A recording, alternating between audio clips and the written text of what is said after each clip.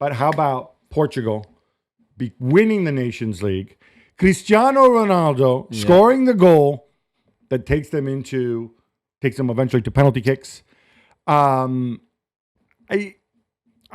don't want to.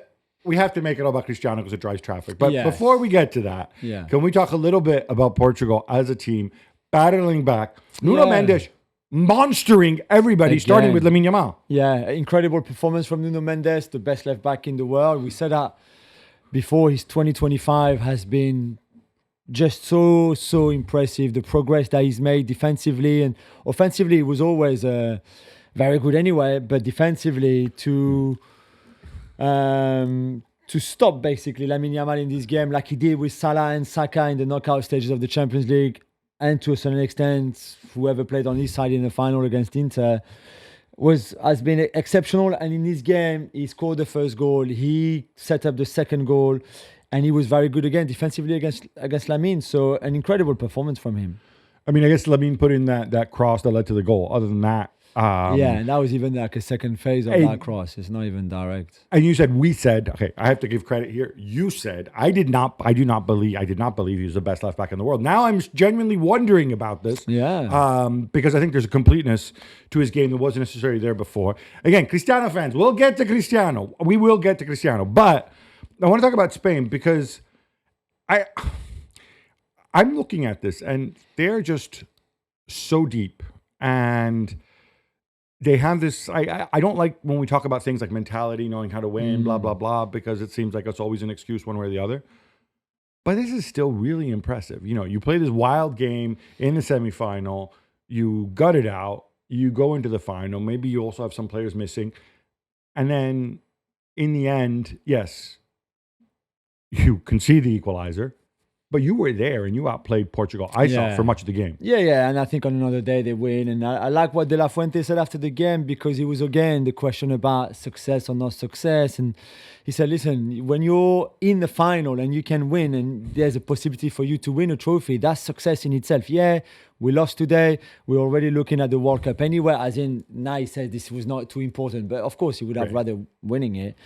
But yeah, I just thought both in the semi-final and in the final, the way they managed some games, and it was not perfect, but the way they managed some times in those games, collectively how strong they still are, plus the individual talent that they have. Even Oyarzabal, who is not the most flashy, the most sexy player, right? We all agree. It's big game Oyarzabal to Massive, goal scoring in finals, Oyarzabal. And he doesn't always win them, as in he didn't win this one, or didn't win the Olympics one where he scored, or the last Nations League final against France where he scored. But still, he's there. And so they are a complete team. And yeah, they're still not there yet completely, because I don't think... Again, they showed some weaknesses in that game against Portugal, in the game against France, against the Dutch in the quarterfinals of the Nations League too. But they still can be so impressive at times. Yeah. So for me with Spain, I don't think it's a case that they are the most talented team in terms of if we go 1 to 50, maybe they are, maybe alongside France. If we go 1 to 11, most of the time, and they have a lot of interchangeable players, I don't know that there is that much individual talent. Sure, if Rodri gets back to his best, and whatever, right? Yeah, they have and Pedri. Still, but I don't know that it's that much. I don't think that it's on a par with France or with Belgium possibly, or maybe even Portugal. However, in terms of as a unit, they look like a club side. And to me, that is the highest praise you can give a national team. And they can beat you in different ways. And that's why I was so impressed. Talking about impressed, and we will deal with this more on the Gab and Juls podcast, but just to give us a flavor, does Cristiano's goal that ultimately is responsible for them winning, that and Morata's missing penalties, does that vindicate his decision to start Cristiano and leave him out there for so long? I don't think so. Like, I can't. I'm sorry. I can't. I know he scored again. He played 88 minutes before having to come off for cramps. It looked like, I hope not an injury, but cramps. 88 minutes, one touch in the box, which is the goal. And arguably, he's right there, but he gets a bit lucky, but he's right there. But it's not enough. You can't play with 10 players like they did with him. I thought he actually played better in the semi-final. All right, sticking with that Cristiano goal, since we're talking about left backs, we were talking about Nuno Mendes before. Yeah. Somebody who again, I still have my issues with him. He has improved tremendously. Yeah. He's a European champion. Much respect to that. He's a Conference League champion as well. He is indeed. Marco Correa gets roasted by a 40-year-old on this. I mean, he gets absolutely schooled. Yeah. The cross comes in. I don't know what he's doing. I would have thought in that situation, you either read the flight of the ball better and you try to get there before Cristiano, or because Cristiano's taller and much better in the air than you are, you just put off Cristiano. Yeah, he seems to exactly. do neither. Yeah, I think he might be surprised by how the ball ends up there because it's just not so straightforward. He doesn't read it well. Maybe he's too obsessed with Cristiano being there and him having to mark him and not really looking enough at the ball, or the other way around. Maybe he's just looking at the ball too much, not seeing Cristiano there and misreading the trajectory of the ball. It's a terrible goal to concede, really, especially when you're 2-1 up and really you have the game under control pretty much. So well done to Cristiano. But I guess this is the thing about Cristiano, that he will never lose, obviously, because as we said, one touch in the box for the whole 88 minutes that he was on the pitch, but that's the one that counted the most, right? Is that one the goal? So for Cucurella, on the other hand, it's a terrible goal to concede. So Cristiano made it look extremely easy, and this is always the argument with him, and why, people put some of our video from the last show out there, and the things you give up when Cristiano's there, and the things that you still have. The way I see it, this is kind of the view I've settled on about Cristiano, is, all right, when Cristiano's out there off the ball, if you're going to press, you're going to do work, you're down a man. And it's fine. You can be down a man, as we said. The problem is, if you also want Rafael Leao out there, and you really should want Rafael Leao out there, this Rafael Leao, you're also down a man. Yeah. Because, not that he's not willing, it's just that, he doesn't have the discipline, he doesn't have maybe the concentration, whatever it is, right? People have been trying to solve the Leao conundrum for a long time. And you can't be down 2 men and win championships. No. It's really, really difficult. The other thing, I think, with having Cristiano out there, the other argument for Cristiano out there is also the alternatives. Because you mentioned Gonzalo Ramos.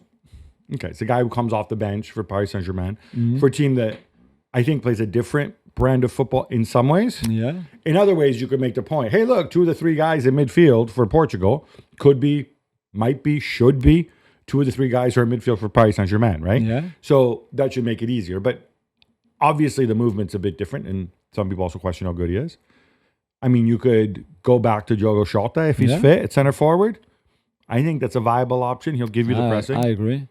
Or if you're going to have a guy who doesn't do stuff off the ball, why not put Leao up there and let him be the guy who doesn't do stuff off the ball? Yeah. And then the other guys win it back.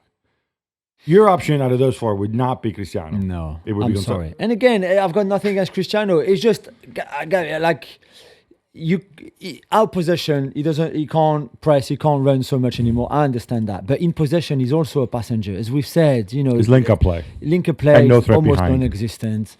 There's no more. So he's just there if the ball comes into the box for him to score. So he did it in this game, great. But there will be a lot of games where he won't do it. And in a year time, for the World Cup, he'll be 41. He'll be a year older even than what we've seen now. And he's not going to get better. And he's probably not going to stay at the same level. At that age, you don't. Playing another season for Al Nassr. I've got nothing against Al Nassr and the Saudi League, but that's not going to help him much either to even stay at this level. And I'm not even sure this level is good enough for World Cup. It was not good enough for the last Euros, and it was not good enough for the last World Cup. So why would he be good enough for the World Cup in a year? If the World Cup was in 2 weeks and you said to me, okay, he's got a bit of momentum, he scored 2 in 2 Niners, I would say, okay, maybe. Let's wait and see, and I would be happy to be wrong because he's one of the GOATs. But in a year time, really? Who can tell me now that in a year time he can go to the World Cup and smash it in the US, Mexico, and Canada? No, it's not going to happen. I think for me, the discriminant is also, we talk about this, in the national team, you do not have time to coach. Yeah. You do not have time to coach, work on tactical systems, work on systems that might allow you to have Cristiano up there and maybe do more sophisticated things than just getting the ball into the box. You might even be able to reach Rafael Leao and say, hey, Rafa, why don't you do this and that on the wing? And then we can have, Uncle Cristiano out there. Roberto might have that if they get a training camp ahead of the World Cup in Yeah. 2 weeks, but it's still a really, really big ask. And in the meantime, and I think that's what he's hoping for. And I think, Roberto, I think this is what he's playing towards. So you keep Cristiano involved. You've just won the Nations League, right? Yeah. Keep him involved, qualifying here and there, whatever. And then at the World Cup, you've already shown, because Fernando Santos did the heavy lifting for you. Yeah. If it's not working in the 2 weeks in training camp, if you cannot come up with a system that you're happy with, I would like to think that Roberto does what is best for the team and makes that decision. Yeah, yeah, we'll have to see. We'll have to see what happens. A year is so long in football. I know it's so short, but so long as well. We say that all the time. And we will see. There's a lot of things that can still happen, but I don't see it. Speaking of teams and center forwards, Alvaro Morata, of course, missed the penalty at the end. Some suggestion that, maybe obviously captaining the team, maybe should be taking a step back. Where do you stand? I mean, the fact that he didn't start either of the two games, the semi-final against France and the final, that Oyarzabal has done so well in the two games, that Dani Olmo can also play there. I know he was good at the Euros, but doing the kind of work that he does, and he's good, so good technically that his linker play, to go back to linker play, is very interesting for this team. I wonder if just mentally and psychologically it's been so tough for him to be in the national team. He was criticized a lot even before they won the Euros. He was abused online a lot before they won the Euros, after they won the Euros, again last night after coming off the bench and missing that penalty. And to be fair, it looked like he was going to miss.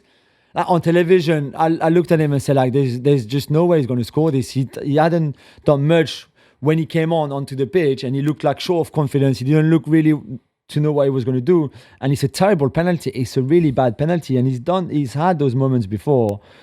I don't know. He was not clear about whether he would continue or not. I think De La Fuente and the players probably would want him to continue, but it seems that it's an ordeal for him every time he plays, whether they win or not. He doesn't seem to be able to catch a break. People are always on his back. Is it a big deal that Oyarzabal plays a different position week in, week out with his club most of the time, and then he's asked to play center forward? I mean, is there an issue with a lack of depth in Spain at center forward?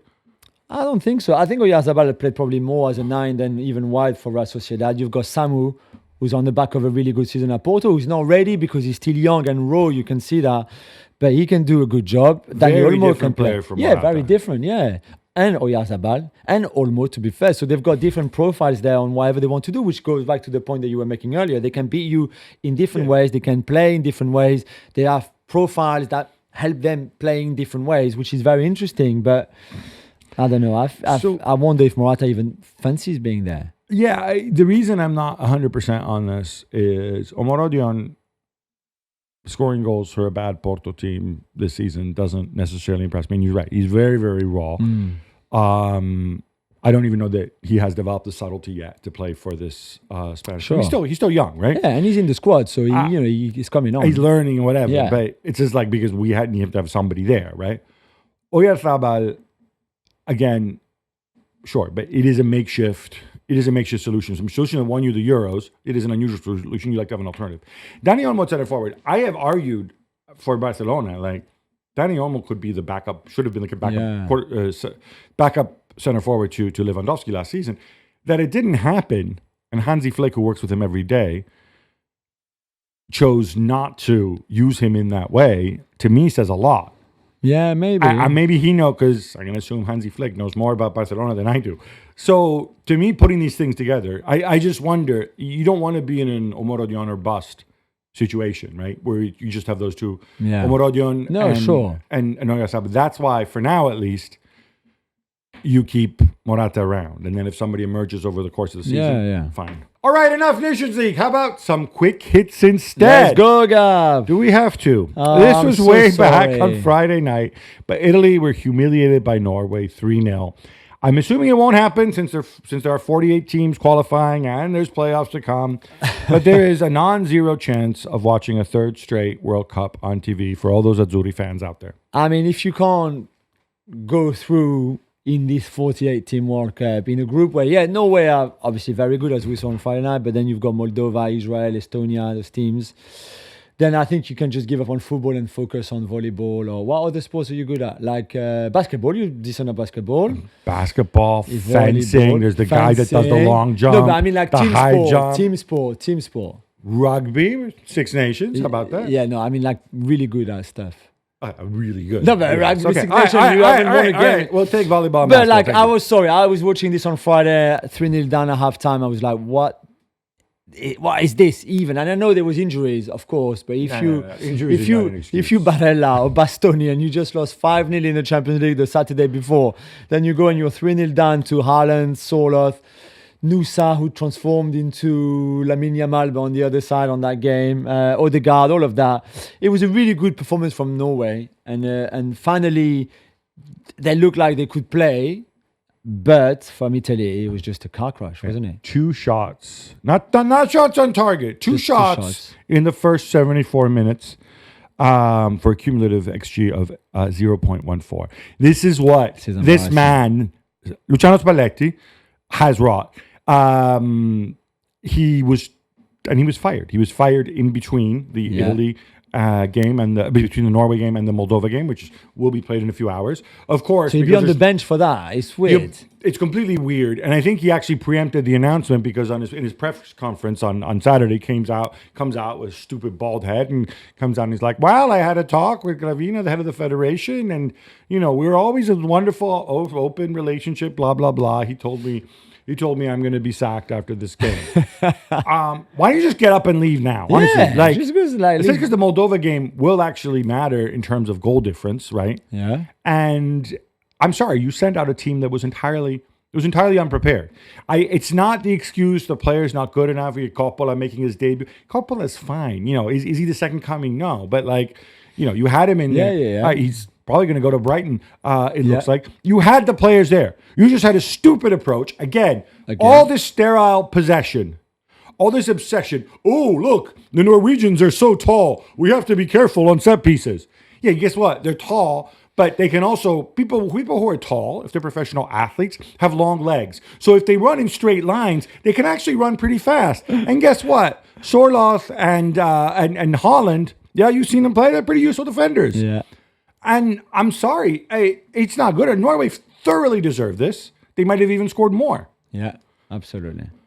And Gab, you made your feeling on Spalletti very clear. We knew them already before, but what do you make of the 2 candidates to replace him then? Just to make my feeling on Spalletti, there's a song by the 2 Live crew. If you're old like me, you might remember it. But the second part is Martinez, and the first part is something that rhymes with duck.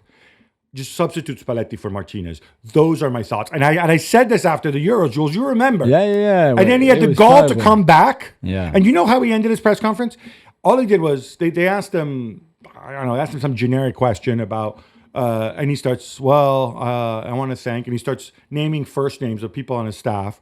And then he acts like he's going to cry, and he gets up and leaves. And then some moron in the press conference starts applauding him. What are we applauding? We're applauding this guy? Anyway, sorry, you were going to ask, Jules. Yeah, so Pioli and Ranieri are the 2 candidates right now. So, look, I've known Claudio Ranieri for many, many, many years. I've written a book about him. He's the miracle man. He would have to share this job with being with his gig at Roma, where he's some sort of consultant. I don't know. Without the love in the world for Claudio Ranieri, if we're going to project to 2026, I'm not sure he would be my choice, I love him. especially if he's doing another 74. job. Give him a break. Let him go on holidays. So yeah, Stefano Pioli, once he tires of Saudi, if he wants to come back. What about Mancini coming back? Oh, that's not possible. I think those bridges are burned. I think Mancini, who's recently said it was such a mistake to leave, I think he'd be the best candidate, but that's too big an ask. Yeah. On to happier stuff, Jules. As Kylian Mbappe shows his techers and France beat Germany 2-0. They look pretty. This game looked pretty open to me. It was, though. and it was always going to be because France have another makeshift defense, so a different back 4 to the one. I guess this is the C back 4. You had the B back 4 against Spain in the semi-final, so the C back 4 not great either, but at least a bit better. And maybe Deschamps towards the end. Now he's got 1 year left at the head of the national team will be less conservative and less defensive, which we've asked for so many years, and a bit more attacking with the front four of Mbappe, Thuram, okay, Colomwani, not so much, and Cherki. In this game, they created a lot of chances. Thuram should have scored 2, Mbappe should have scored 3, but it's Kylian in the end, a goal and an assist. That takes him to 50 goals and 31 assists in 90 caps. So 81 goals involvement in 90 games. It's pretty impressive. When there's a lot of talk about actually what does he do on the pitch for France. So I thought he responded quite well. Scores and assists. Exactly. And sticking with Germany, Gabi, Bayer Leverkusen have reportedly rejected Liverpool's new offer for Florian Wirtz of 130 million euros. They're holding out for 150 million euros? Yeah, the 130 million is one of those package deals with bonuses. Yeah. I think more likely than holding out for 150, I think they may rework some of those packages. So maybe some of those bonuses are easier to reach. There's more guaranteed money. Poor Wirtz had to go out there and try to make it happen with Voldemort and full Krug and then Undav out there on the pitch against the France C team. I thought you like Voldemort.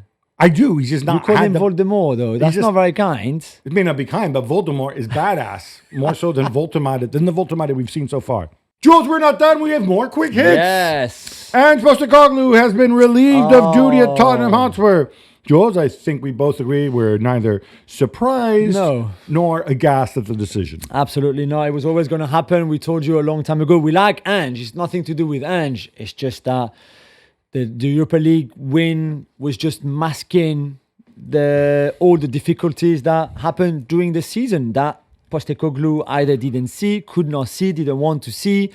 The players tried to speak to him. They tried to tell him. He didn't want to listen. He, I guess, changed a little bit in Europe and was a bit more pragmatic. But the damage was done already. 22 defeats in the league over 38 games. Yeah. This is not acceptable. As a club, you can't keep somebody like that.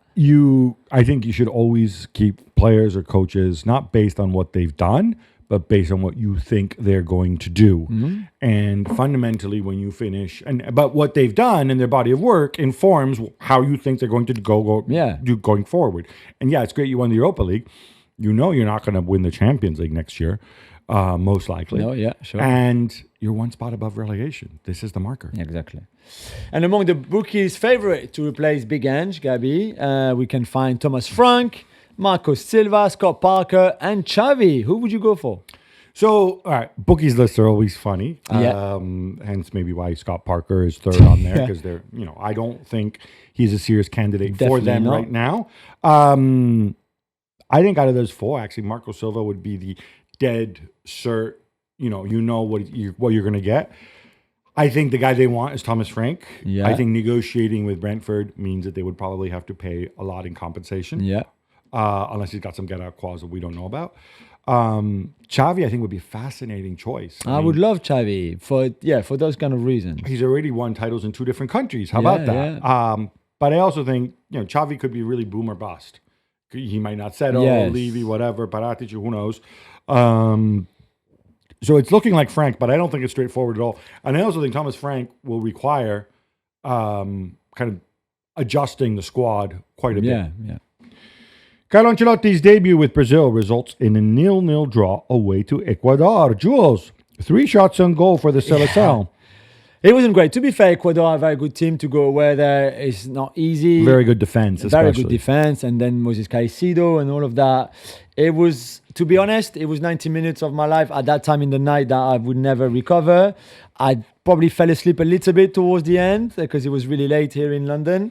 I wanted to see. I didn't see much, but maybe there was not much to see anywhere because he's just arrived yesterday pretty much. He's had 2 minutes with his squad. We saw Estevao, who you could see has something, but this was a difficult game for him. Richarlison, let's not go there. You know what I think of Richarlison anyway. Even that midfield and Casemiro? Gerson Casemiro? Yeah, exactly. That's a throwback. Yeah, exactly. And even Vini with a new haircut. And he's number 10, and Carlos saying he's going to be the same as he was at Real Madrid. He's going to be great. Is that a good thing? We'll have to wait a little bit. Yeah, exactly. Wait, Real Madrid 24-25 or 23-24? That's exactly which one. So let's see. They play Paraguay next in the night from Tuesday to Wednesday. So let's see a bit more. And sticking with Brazil, Gabi, did they break the rules, by the way, to sign Carlo Ancelotti? According to FIFA, somebody might have. And remember this guy, Diego Rodriguez, who popped up with everywhere? The lovely hair. Yes. Yes. I mean, He does look good. He's got like sort of Yeah. Sam Malone hair. So Yeah, shout out to he's him. But according to the Times, FIFA wrote to him and basically said, sorry, do you have any kind of license? Again, according to the Times, he hired 3 different PR people. And look, I'm going to give away another media secret. Half the time, the stuff you see is because there's a PR person calling up and saying, oh, Diego Rodriguez is working on this. Diego Rodriguez has done this. Diego Rodriguez has done that. He says, oh, no, I did not have an intermediary license. But I'll get one now. And I'm not going to invoice until I have my license. Is that okay, FIFA? Yeah. It is remarkable. And by But the way, you're so visible, you're so public, and you can't even do this job. Like, what I don't understand is it's not difficult. Ancelotti does not have a specific agent who's always with him, right? He has different people who work on different things. There's somebody who was very visible for this on his side. yeah, Brazil, all you have to do is you talk to Florentino and talk to this dude who represents you, the Brazilian FA. Yeah. Why you got to involve all these middlemen? And by the way, don't get me started on Neymar's dad. of course. Julian Alvarez gives Argentina 1-0 win over Chile in CONMEBOL qualifying as well. Nico Paz gets the start, and Lionel Messi gets some rest, but comes on and nearly scores. Yeah, it comes on for the last half an hour or so. It was good to see Nico Paz. Yeah, I think he deserved that cap, although I still felt the level was a bit high, even with Arturo Vidal and Alexis Sanchez How playing awesome for is that? Chile. It was awesome, to be fair. I mean, it's such an old school stadium there too in Chile. It was amazing to watch. Not that they were great, although I didn't think Argentina was that good. Great assist by Thiago Almada. The ball from Spalletti to Almada, and then Almada to Julian Alvarez was decent, to be fair. It's a good goal, and after that they kind of tried to manage the game and did it okay. And Gab, we also saw the national team debut of Franco Mastantuono, the new prodigy of Argentine football, who Fabrizio Romano says he's heading to Real Madrid for $45 million from River Plate. Yeah, so this guy is younger than Lamine Yamal, right? Yeah. So he was a YouTube sensation, worked his way into the River first team. He looks like a natural from what I've seen of him on he's YouTube. so good. Never seen him in the flesh. Now, if you're Real Madrid, and fortunately there's grown-ups in charge now, I hope, in Xabi Alonso, you don't want him on the Endrick plan necessarily. You really have to the think. Arda Güler plan? Or the Arda Or the Güler plan. Brahim Diaz plan? I mean, they have a lot of I players think Brahim there. Diaz is older and Yeah, whatever, but but still. you have to come up with a plan for him. Where does he fit? What is his best position? He looks like a jewel, and you want to give him time to grow. We should bear in mind that until the dude turns 18, he ain't coming over here. Yeah. An expected goals of 4.00, but just one win for England against Andorra, as Thomas Tuchel plays a midfielder at right back and a right back at left back, Jules. Yeah, that was a tough watch, Gab. It really was. I mean, Andorra are the team that usually get destroyed by everybody, right? And in this game, despite the high XG, it was not good enough from England. And Tuchel said that they were not serious enough. I think that's the words he used. It was terrible to watch. Harry Kane scored. It was 0-0 at halftime. England got booed by their own fans in the Espanyol Stadium at halftime. To be 0-0 against Andorra. I know it's June and I know the players probably don't care as much. It's still embarrassing. Let's make excuses for Thomas Tuchel. No, Thomas, he's the first one to know they need to do better. Inter have chosen the new manager, Christian Kivu. Yeah, he spent a lot. Obviously, he was legendary won the treble with Inter. Spent a long time in Inter's youth academy. He was a guy to always come up when they sacked the coach, which was often, and sit on the bench for the interim. He took over Parma February 16th. Parma, one of the second or third youngest team in Europe's Big Five leagues, helped keep them up. He'll be cheap and cheerful, but I want somebody motivated to replace Simone Inzaghi because he didn't want to be there. Gabriel, who had 2 years remaining on his Arsenal deal, has re-upped through 2029. Logical move, Jules? Yeah, I think so. He'll be 32 when the contract expires. That's not too bad, to be fair, for you who loves, those kind of things. I think he earned that one, and now let's see if they can do the same with Saliba, who also has 2 years left on his current contract. Only thing I would have done with this is I'm assuming that they made sure that he's fully fit because obviously suffered a bad season-ending injury. I was just a little bit surprised. Maybe they didn't wait till September, October to do this. But hey, if the doctors get the all clear, why not? Meanwhile, Victor Osimhen has turned down Al Hilal after Napoli agreed a 75 million euros deal for him with the Saudi team. Gabi wants to stay in Europe, and you want him to stay in Europe. Yes, I want him to stay. I have a column coming up on this. I don't understand why it seems like the only center forwards in Europe are Gyökeres and freaking Benjamin Sesko. This guy, and I see Mateus Cunha go. Oh, look, Brian Mbumo. It's going to cost you roughly the same amount of money. They will drop this. Will he want a little bit more in wages? Yes, but guess what? He is a lot better than all these other people. I don't know what this guy has done wrong. A goal a game in Turkey. He's proven it in Europe. He's a good egg.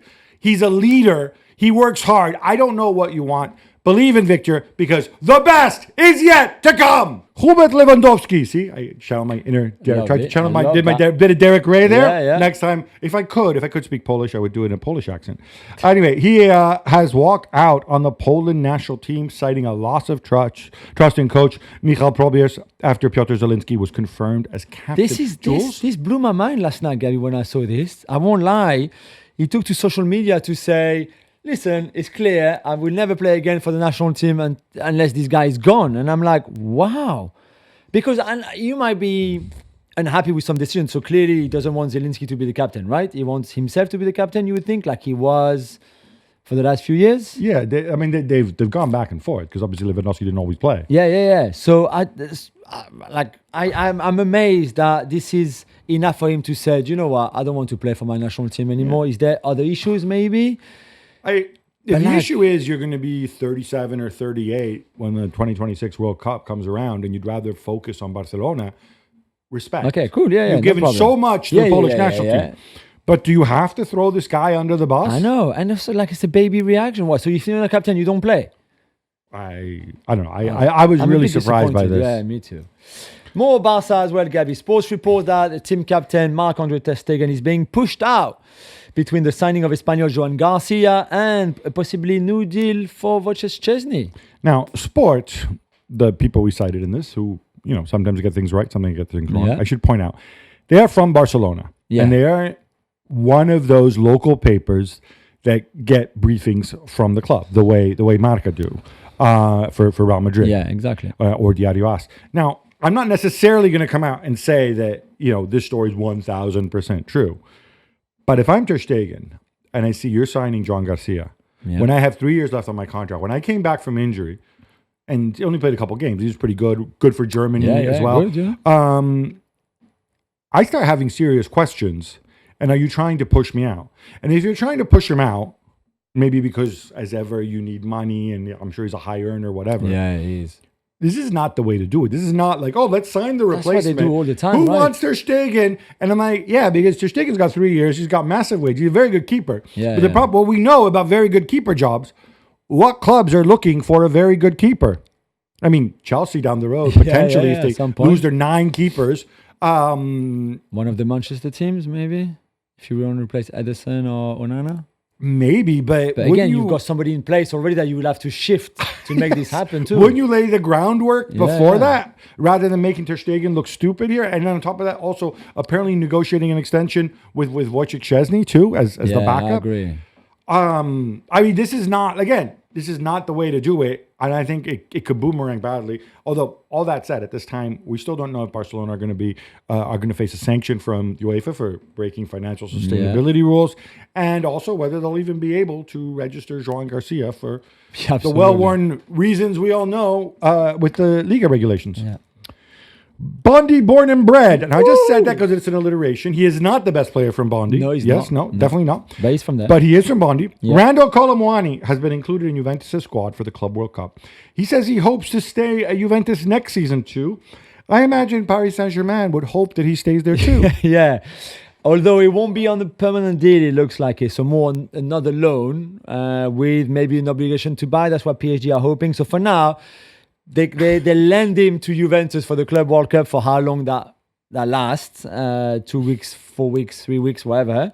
And then they'll talk again. He's going to go on holidays. They'll talk again. Yeah, ideally they want a loan they're happy with as long as there's an obligation to buy or a buyout clause that is easily triggered from Juventus because they don't want him back in Paris. Luis Enrique doesn't want him back, but they paid a lot of money for him, as you know, 80 million euros, not that long ago, 2 years ago now.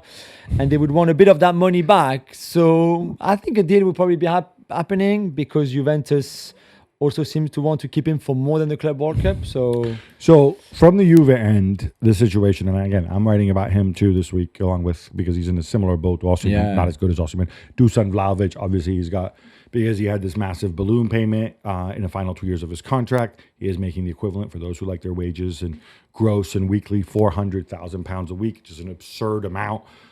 Which Juve cannot afford to pay, don't want to pay, and he has a year left on his wages. So I think they're going to have a go at trying to get him to extend his contract with a pay cut. I think selling him is going to be really, really difficult because he'll have to take a pay cut with his new team. But if I'm Vlahovic, why would I do that now? Why not just wait a year?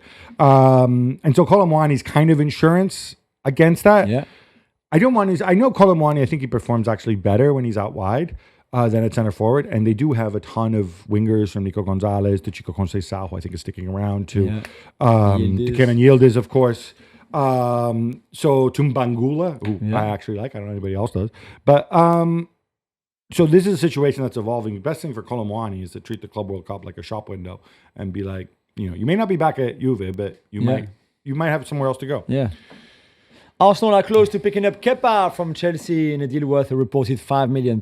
Gab, should David Raya be looking over his shoulder? Well, first of all, it's an interesting one. Like Arsenal with this whole Bournemouth keepers as number twos, they've done well. Obviously, Neto last year. I think Kepa has a very different skill set from David Raya. I don't think on the ball he's anywhere near what David Raya is, and I think that's a big part of what Mikel Arteta wants for his goalkeepers, which is part of the reason why Aaron Ramsdale is no longer there. Interesting thing with Kepa is, remember he had that monster contract, like 29-year contract, this is pre-Bowley, by the way. Pre-Bowley. Paid him an enormous amount of money. He had a year left. He extended his contract by a year to join Bournemouth on loan, and he took a pay cut. This was so that Chelsea could get a transfer fee for him. I'm not 100% that I think Kepa does cast a shadow. And David Raya has just had a wonderful season. Yeah. I think Kepa's older than David Raya, or they're roughly the same age. I get that you need two top keepers, but if you're Kepa, you're thinking, wait a minute, he was in Real Madrid on the way to the Champions League not that long ago. I am Kepa. So it's one to monitor. I think you only do this if you say Raya is a super confident guy and he's not going to be phased at all. Because I thought Raya, especially the second half of the season, was outstanding for Arsenal. Chelsea keepers of the past, Chelsea keepers of the future, maybe? Yes. Milan have reportedly turned down $15 million for Magic Mike Maignan. You still think this is happening, Jules? Yeah, I think so. Maignan said yesterday after the game against Germany that I kind of expected things to move in the next few days. And I think Chelsea knew that Milan would reject the first offer, as you do usually, to be honest, and come back for another offer. It's just where do you find each other in the middle, basically, because Chelsea are not going to pay much, the 30 million euros that ideally Milan would want. It was interesting because Allegri has been trying to convince Magic Mike to stay. Mm-hmm. And to be fair, Maignan said, listen, if you want me to, if you force me to stay, I'll stay, but I'll run down the contract. So what's the point for you to lose me in a year's time for nothing when you can actually get money from me now when I want to leave? Which is a fair point as well to be made towards Chelsea, towards Milan too. So I still think this one will happen. I'll be a bit disappointed from a Milan point of view if you don't let him go and then lose him for free in a year's time. It doesn't make any sense business-wise either, to be fair. It worked out for Liverpool with Van Dijk and Mohamed Salah, right? Well, because they extended. Maignan is not going to extend. We'll see. Allegri has a lot of belief. I think not going to extend. Milan are going to try to. They're going to try to offer a multi-year deal now because they believe in him. I think the appeal of Chelsea is very, very strong. I do think. I know he only has a year left, but if you look at how well Maignan, assuming we're both huge fans, right? We both think he's one of the top 3 or 4 goalkeepers in the world. He's ideal for this team. You get the veteran leadership. You get the guy who saves everything. You get the guy who's also really comfortable with his feet in the build-up play. Yeah. I mean, this has got Enzo Maresca's fingerprints all over it. I agree. Gab, it looks like the blind trust option is no longer an option for Crystal Palace. Crystal Palace are fighting this. This could even go to CAS. And this is actually John text. All right. This is all texter, so I got to do this. It's time! It's time! It's texter time! Because this is frankly all on John Texter. Yeah. So the rule said that there was a March 1st deadline to go into blind trust. Now, at the time, I think it was the quarterfinals of the FA Cup. Palace knew that Textor, wanted to go enlist Eagle football, so he was not going to put his shares in a blind trust. Okay, fair enough. The reason, I think, but then they're also arguing this is not a multi-club ownership model, right? We don't share resources between us. Yeah.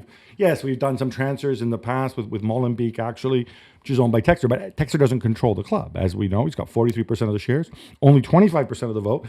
And most of the time, he's the kid, eating his lunch by himself while Harris, Blitzer, and Parrish, sit at the cool kids table. Yeah. Now, the problem here, so they've made this argument forcefully. UEFA have rejected it. It's my understanding that part of the reason UEFA have rejected it is like, wait a minute.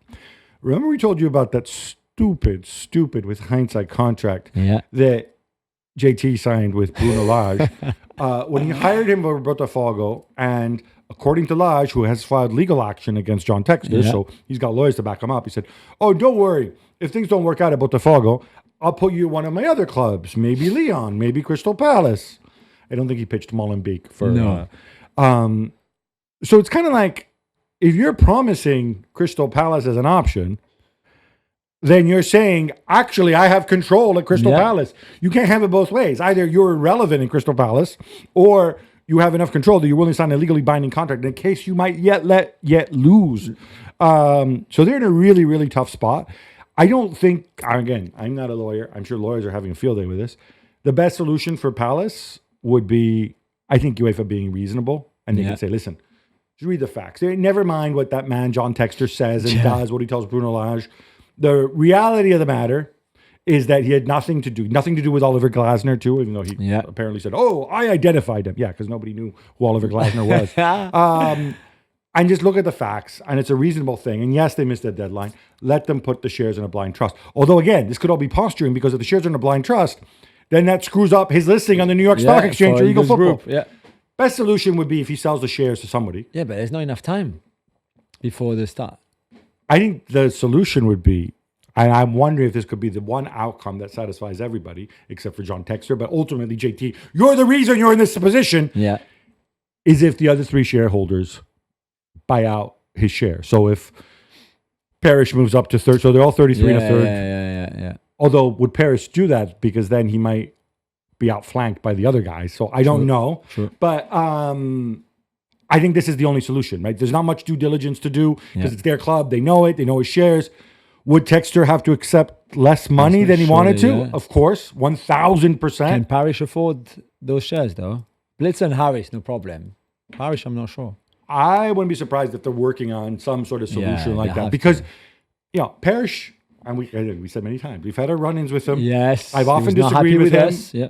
Other times, I think Parrish has been right about many things. Yeah. And Parrish loves this club. Right? This club is Parrish's life. This club is not Harris and Blitzer's life. Yeah. So I think he would want to negotiate. He did not want to go and give up on Crystal Palace in the Europa League. It may never happen again in his lifetime. Yeah, absolutely. So, it's what a mess they got themselves in. Thanks, JT. Ryan Ainori is on the verge of joining City in a £31 million deal. Jules, he's Paris-born and bred, so I will let you handle this. Thank you very much. It's another mention of Paris-born and bred players today on the show. I think this is a great signing. I know he's more of a wing-back. He's super attacking, super technical. But he can also play a left-back as long as the structure is right around him, because you know what he's going to do, right? He's not going to stay on the halfway line. He's going to attack. So that moves Vardiol more central with Diaz, and a right-back that can probably be a third centre-back at some point or something like that. What about Nico? Yeah, but, Nico is a midfielder that deputized there, to be fair. I think Ainori is so good technically that he can come inside, can be an inverted fullback. I think there is a lot of things that Guardiola can do with him. He's going to make him better. I think this is very exciting. I know you can't really get excited by left backs, although we saw with Nuno Mendes that you can. And I think Ryan has so much talent, and he's so City, has so much DNA of City in him already. That is perfect. And I think he earned that big move because he's been great with Wolves. With all the noise around Florian Wirtz, Gabby, where does that leave Harvey Elliott, who you love so much? I really like Harvey Elliott. I think he should have gotten more time. I think he'd be a valuable asset for Liverpool.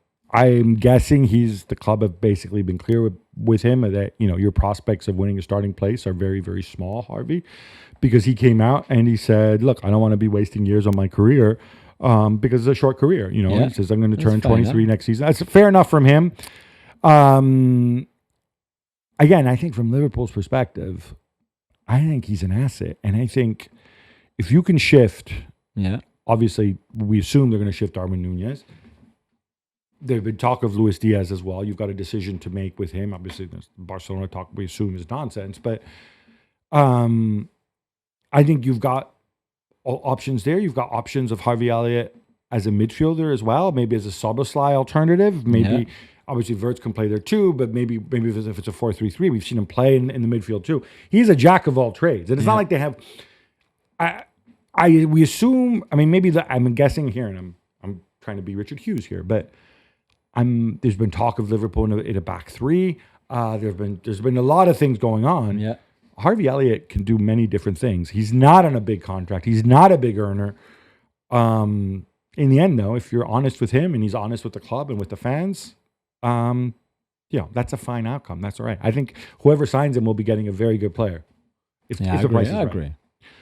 Roma have a new manager, Jules. We told you, but now it's official. They've appointed former Atalanta coach Gianpiero Gasperini on a 3-year deal. So I love this story simply because, as we've said many times, Gasperini did miracles at Atalanta with what he had, for 9 years. For 9 years, a long time. Can he do the same at Roma? This is the question. Clearly, Roma, the Friedkin family, Florian Gisolfi, the Sporting Director, believe so, and Claudio Ranieri, who I'm sure had now that he's on this kind of consultancy executive role, would have approved. How long will it take him to do something similar? Can he even do something similar at Roma than he did? It's a different environment. It's a different city. It's a different relationship between the fans and the club. All of that is different. So I can't wait to see it. So Atalanta fans absolutely hate Roma. I think it's a club they hate the second most in the world after Brescia. Actually, since Brescia no longer exists. Yeah, true. As we'll get to in a minute. It probably is Roma right now. I mean, I think they appreciate what he did. They're not going to hold it against him that he went to Roma, because Atalanta and Roma historically exist in different dimensions. Roma have been a zoo under the Friedkins. Yeah. And it wasn't until Claudio Ranieri came in and he offered that kind of that kind of stability. But Claudio Ranieri is some undefined Zlatan-esque consultant type near the top. That's not the same thing as having him on the bench and picking the team and interfacing with the players. The last time Gasperini was at a big club, it was a disaster because he was at a club that was a zoo, Inter. Roma have the potential for turning into a zoo or at least a safari park very, very quickly. So this is definitely one to watch. It's going to be interesting. And if you're a Lazio fan, you may want to get your popcorn out. Atalanta have their man for the post-Gasperini era, and it's Ivan Juric. Gab, are you surprised given his recent experiences at Roma and Southampton last season? Well, this season. Well, we can't have it both ways, can we? We can't praise Atalanta for how well they run and how well they do the transfers and pick their people, and at the same time criticize them for Juric. It's a surprising pick, though. Still, it's a hugely surprising pick.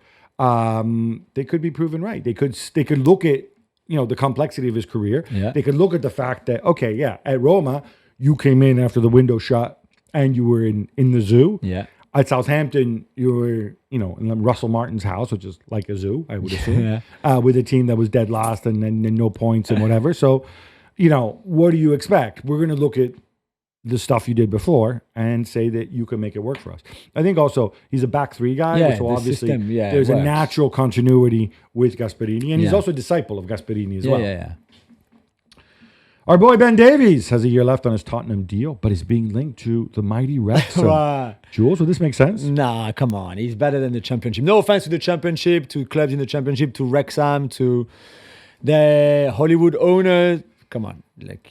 Ben Davies belongs to the Premier League, whether that's with Spurs, even if he's not a starter, he still has a big role to play in that team, even for his last year, or anywhere else. Premier League clubs, but top flight football for him, not Championship, not second division. I'm assuming part of the idea is obviously Ben Davies is Welsh. Well, yeah. And obviously because he's a Swansea guy, he could never play for Cardiff, I would assume. Yeah. So Wrexham is kind of inoffensive because they're in North Wales and they're not really involved. I don't think you would be interested either. But look, they can give it a go, right? Yeah, of course. Breccia is no more, Gab, which is a very sad story. It's a sad story, and it brings me back to the importance of oversight. Brescia are no more because their owner, Massimo Cellino, and if that name sounds familiar, it's because he was the owner of Leeds United, and before that, he was the owner of Cagliari.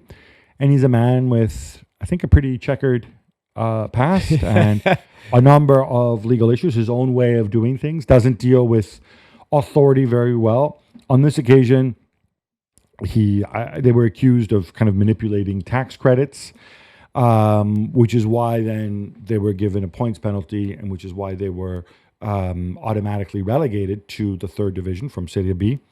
That's also why Sampdoria somehow might be saved because they got their playoff. The Serie B playoffs or relegation playoffs aren't until I think the second leg is like a week from today. It's crazy, right? Mid-June, right?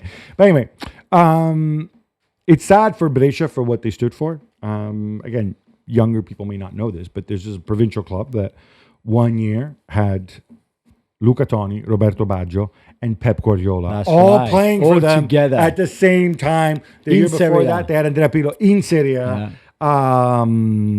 Pep Guardiola, by the way, has told I was on a video with Tony and Baggio. Says like, no. As soon as I turn 72, I'm resigning whatever job I have, and I will come back to coach. Why 72? Do we know? What? Not 68, 70? What's 72? Because 72 will make it 2043, I believe. Because I think Pep was born in 1971. And 2043 has some sort of cosmic significance. And Pep, I had no idea. It's Pep, right? He has three letters on his name. Be something. 3 times 3 is 9. Yeah. 2043, 2 plus 4 plus 3 is 9, right? So it all fits. He's big in the Kabbalah. It's sad. Yeah. The fans deserve better. And again, we need better oversight. You go into the championship in this country. Look at the freak show of owners. We've told you about Reading because producer Freddie he's a Reading fan. Yeah. They're not the only ones. No, there's many others. Look at there's the Sheffield Wednesday guys, another freak show. Yeah. What are we doing here? I know. And in the end, it's the fans who suffer. Everton could offer Jack Grealish a way out of Manchester City. Jules, does this make sense? You like this? Yeah, he needs a way out anyway. Absolutely does. I like Iliman Ndiaye, who has played on that left-hand side, a right-footed left winger with Mike Neal on the other side. Grealish would come in and can play as a number 10 behind the striker. 10 in the new stadium. Because Doucouré is leaving. I think that makes a lot of sense. He's got big wages, but Everton have a lot of money now, what? With the Friedkin arriving, you would think. Yeah, I think this is great. They'll still have to abide by financial sustainability rules. But as a loan, you take him. Yeah, I think, why not? Give it a go. Yeah, give it a go. As long as you can send them back. Yeah, exactly. Wild stuff in Asian World Cup qualifying, Gab. Uzbekistan have qualified for their first ever World Cup. Well done. Well done, Uzbekistan. I think Asian World Cup qualifying, there's like initial two-legged playoffs, and there's one group stage, and there's another group stage. Yeah. There's a third group stage, and then there's more playoffs after that. Of course. So it's basically endless. They did really well in their group. They finished second behind Iran. They were ahead of the United Arab Emirates and ahead of Qatar too. Hey, what happened to the Qatari revolution and everything? Right? They finished fourth out of 6 teams in that group. Not great. They've got Shomurodov, who of course is a goal machine, at least at that level. And Kusanov at the back. And they have Husanov at the back, who plays for Manchester City. I'm sorry, I don't know what else to say about him. He's got a bad haircut and used to play in France. But he hasn't shown it yet. Shomurodov is the man. The youth teams, under 20 and the 17, have been great. So they have a good generation coming through. That's right. Their youth teams have been better than Qatar's youth teams, which is interesting. Another World Cup debutant, Jules. This one may be even more impressive. Jordan have made it, and I'm going to confess, other than Musa Al-Tamari, I suspect most of their players will be unfamiliar to our audience because they're unfamiliar to me. Anybody else I should have heard of from Jordan? No, he's the main guy anyway. He's the Jordanian. He's the Jordan of Jordan. Jordanian Messi, they call him. No, he's the Jordan of Jordan. See what I did there? Yeah, he should wear number 23 on his back. Jordan of Jordan. He's been playing in France in Ligue 1 for a few seasons now between Montpellier and Rennes, so we know him a bit more. Because of that, he's a wonderful left-footed player, winger, creator, second striker, whatever you want, really. And again, collectively, they've been great as a team in this competition. It's not always easy. As you said, it's a long journey to make it, but they have. And again, I think that's going to be great to see another team, a team that we're not used to seeing in the World Cup. Fantastic story. South Korea have also qualified, but we're a bit more used to them being there. So that's not really a surprise. No, they were undefeated, sailed through more draws, I think, than we were accustomed to. But Yeah. South Korea are deep and they're talented and they have the experience. What's interesting is there's still a slot in that group for a direct qualification. Yeah. And the loser has to go into the 10 millionth round of qualifying. And it's going to come down to Saudi Arabia and Australia. Yeah. And the reason this is interesting is we've all heard Australia, the massive sporting powerhouse, and Saudi, with all the Saudi money in a World Cup there in 2034. Now, Saudi need to beat Australia. They play on June 10th. They need to beat them by a lot of goals to take that spot and send Australia into the third group phase or to the fourth group phase, whatever the hell it is. I give up. Otherwise, it's Saudi heading there, and it could get tricky. Also, Palestine, they play Oman. They have a shot at making it to the next group phase. They're still alive. I'm going to hazard a guess that as much as people love Oman, most neutrals, certainly in the Arab world, will be supporting Palestine. Yeah. I Show Speed will be disappointed, but it looks like Cristiano Ronaldo has made up his mind and will be skipping the Club World Cup. Yeah, that's right. Gavin staying at Al Nassr for at least another season. He said he had loads of offers from loads of clubs playing the Club World Cup. And yeah, he didn't go when clearly Gianni Infantino created a transfer window just for him to find a club in the Club World Cup. So he won't be playing with Messi. He won't be going to Botafogo or River, some of the MLS teams that wanted him. I don't know who really wanted him. Really. But it sounds to me very much like there was not actually that much of offers. Certainly not great. So he's just not going to go. I'm kind of surprised. If you're Cristiano, wouldn't you want to go? Just like I know, you make more you money. said that before. I thought it was always difficult. Imagine arriving now in a squad you don't know, a coach you don't know. Oh, come on, you don't think Mascherano would have been like, oh, look, but imagine then he goes for Botafogo and they get spanked in all their 3 games in the group stage, and it looks bad for him as well. So unless it's a top team that you know make it to the knockout. Go to a top team where you know you're going to start, and then you can add to your goals total. Yeah, but that's not going to happen. Right. So I think in the end that's probably the right decision anyway. LAFC be sporting KC 3-1 on Sunday night, but Gab, we saw something that we don't usually see at US sporting events. Yeah, so it's kind of like real world coming into sports. I think we last saw this with sort of the taking a knee protests in NFL back in the day, but there's been essentially 3 days of protests, 3 or 4 days by now, in LA over the arrest and possible deportation of undocumented people. There's protests in the streets. The National Guard's been brought in. And at this game, they unfurled a big banner which said abolish ICE. What I find interesting here is, we're not going to get into the politics of it, but MLS, no doubt, has a policy, I'm assuming, where they hold the club responsible for banners shown by the players. It'll be interesting to see how the league acts towards LAFC. LAFC put out a statement, which is kind of neutral, but I think it also shows that we want football clubs not just to be franchises and just commercial entities. Yeah. We want them to be a reflection of the city. And if there's a proportion of people on the streets feeling strongly about this, it stands to reason that among LAFC's fan base, there will be a proportion of people who feel this way too. Now, how you handle that in stadiums, that's above my pay grade. Yeah. But we'll be watching MLS.